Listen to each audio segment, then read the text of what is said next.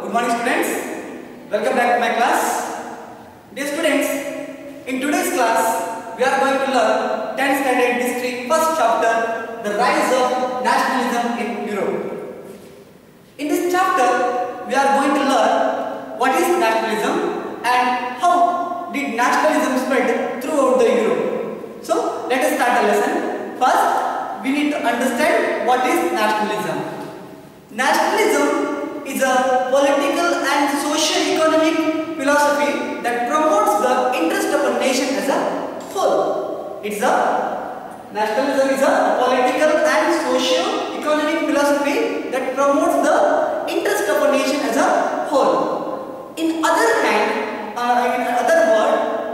nationalism is a belief system that instills a common sense of identity among the member of a nation. For an example, I am an Indian. This is common identity. We all are Indians. This is a common identity. So this is what we call nationalism, that instills a common identity among the people of a nation. National anthem, national symbols and national flag, these play an important role to developing and strengthening the idea of nationalism. So let us move to the next slide. Dear students, this idea or concept of nationalism was first illustrated by a French artist called Frédéric Sérieux.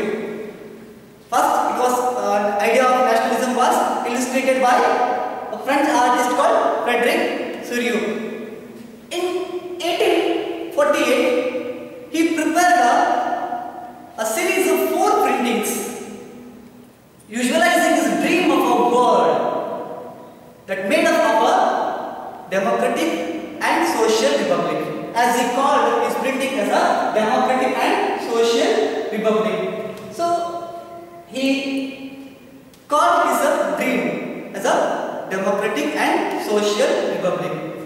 This printing depicted Sérieux's dream of a world free from the absolute institutions and establishment of a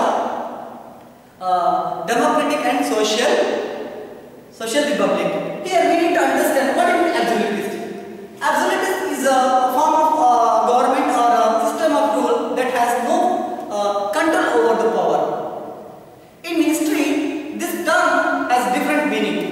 It's nothing but it's a monarchical form of a government. We learned in our previous class, France was a monarchical government.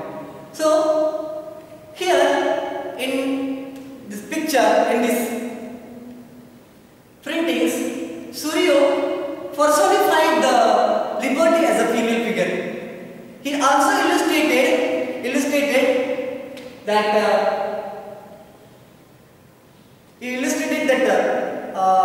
Statue of Liberty holding a torch of enlightenment, and you can see it here, a torch of enlightenment, and a charter of right of man. So in his utopian vision, Sérieux grouped the people of a nation as grouped the people of the world as a nations, distinct nations. Those who are recognized, identified through their national flags and national costumes. So I said about utopian. What is utopian vision? A vision of a society is so ideal that is unlikely to actually exist. So the vision of a society is so ideal, it's unlikely to exist. That kind of society cannot be exist in the present world. So this is the introduction about the nationalism. So let us move to the next part. So the French Revolution and the idea of nation. So dear students, first and foremost we need to understand when did and where did the idea of nation or nationalism emerge. So the first clear expression of nationalism came with the French Revolution in 1789. It was 1789. Previous class 9th standard we learned during the first class the French Revolution. So there we learned that French was full-fledged monarchical territory. It was a full-fledged territory under a monarch, absolute monarch in 1789. The political and constitutional changes that came with the French Revolution that led to the transfer of sovereignty from the monarchy of the body of a French citizen. So this is the emergence of a nation. The concept of nation emerged during the period of a French Revolution. Now, examination point of view, dear student, you need to keep in mind this particular part is very important.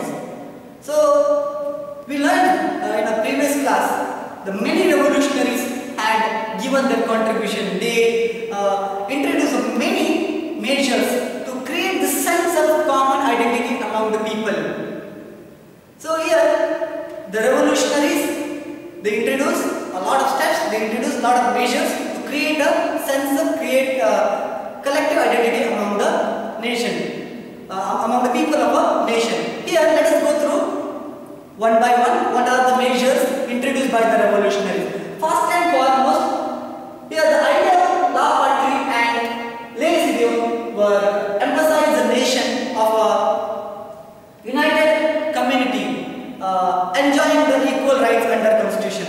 So here first thing is the concept of a la patrie. La patrie means fatherland. It was introduced that the les idiots in the sense citizen, instead of madam and sir, the concept was les idiots was introduced, which means citizen. Next, a flag, French flag, tricolor was chosen to replace the royal standard of France. Then a general estates was elected by the body of active citizen, and it was renamed as the National Assembly. You know it during the period of French Revolution. So the constitution of France 1791 did classify people into two groups, active citizens and passive citizens. So this general estate was elected by the member of the active citizen, the body of the active citizen, and later it was renamed as the National Assembly. New hymns were composed, oaths taken, and martyrs were commemorated, all in the name of a nation. Then a centralized administrative system was put in that formulated the uniform laws for all citizens under its territory. Then internal custom duties and dues were abolished, and a uniform system of weights and measures were adopted. And here one more important thing that we need to remember, regional dialects, means speaking of different languages. Regional dialects were discouraged and French became the national language. As it was spoken and written in Paris, French became the national language of France. Now, another part of this lesson is influence of France Revolution or French Revolution. So dear students, we learned in our previous class that French Revolution stood under the base of three important factors: liberty, fraternity and freedom. These were the three bases, and these ideologies inspired the whole world, not only Europe, even it inspired Indians too. So here the French Revolution influenced the people of Europe. Actually, here the French revolutionaries declare as it is destiny and mission of the French to liberate the people of Europe from despotism.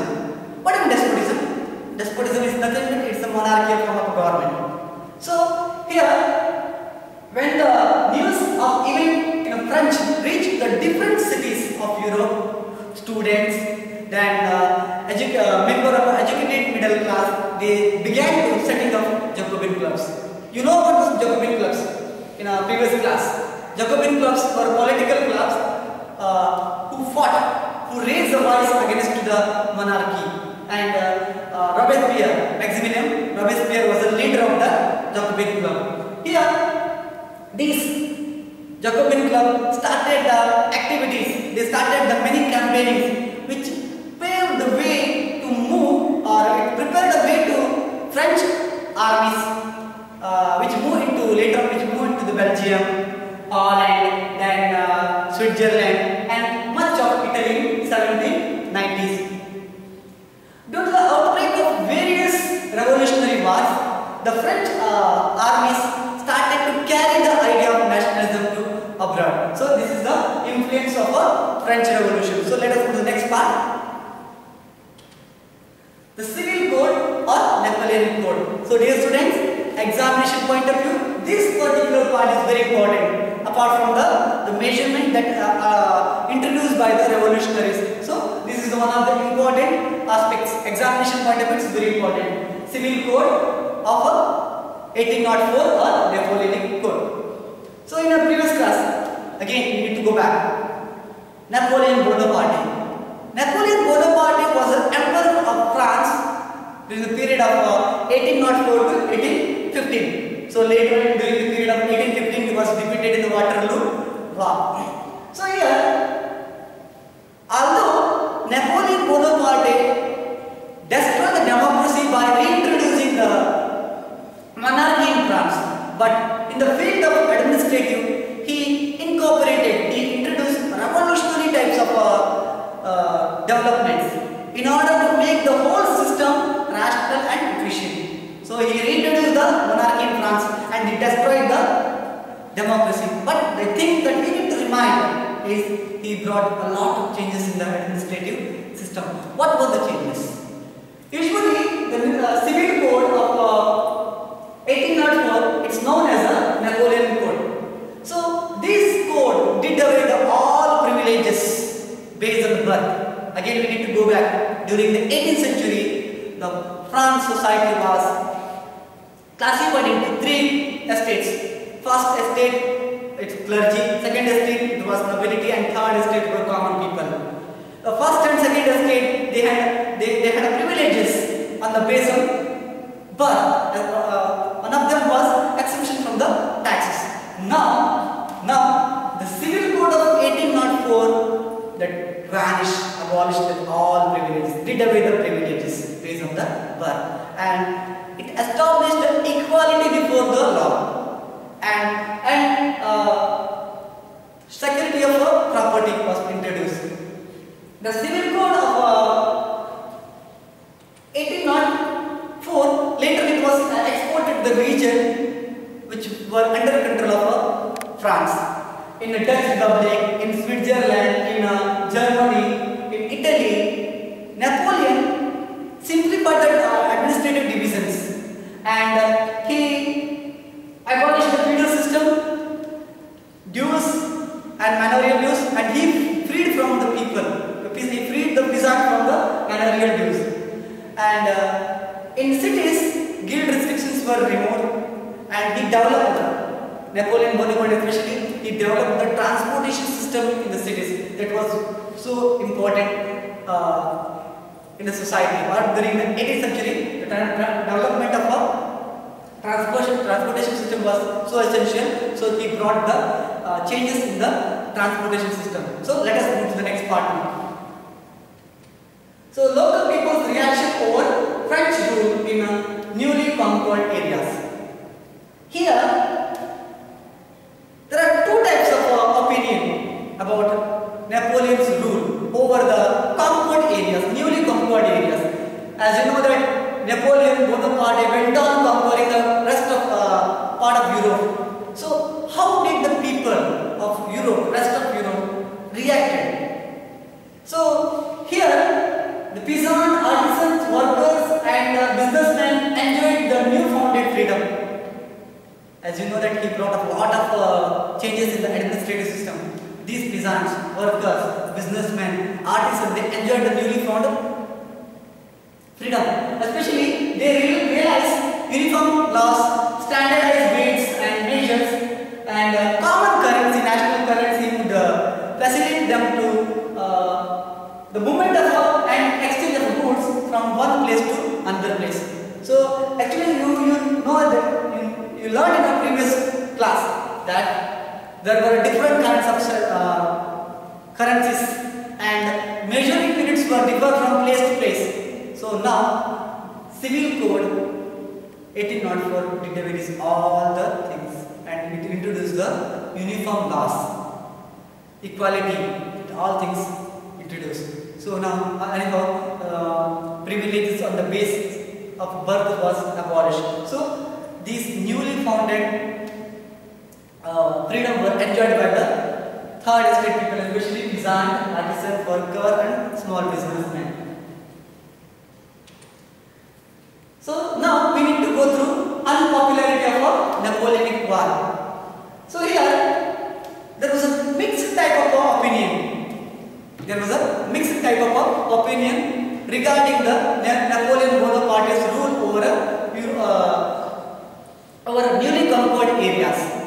Here, initially many places such as Poland, Switzerland, cities like Brussels, Mainz, Milan and Warsaw, the French armies were welcomed as harbingers of liberty.